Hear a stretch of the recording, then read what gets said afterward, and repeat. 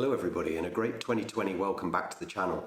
Hopefully if you celebrate Christmas you had a good time, ate a lot, drank a lot, maybe even you got a few gifts, as here in the UK in the next couple of months the motorcycling season starts.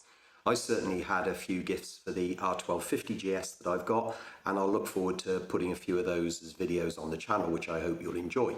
I also got a 603-piece Lego kit of an R1200GS, which I took great delight in building over a couple of days. It took me about 3.5 hours, as you'll see in the video.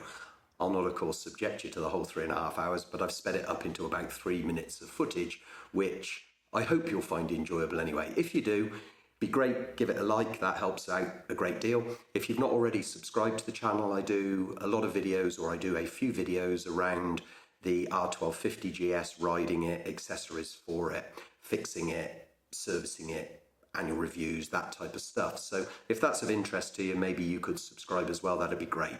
Keep the comments coming, I love the comments, but just for a bit of fun, let's take a look at the video.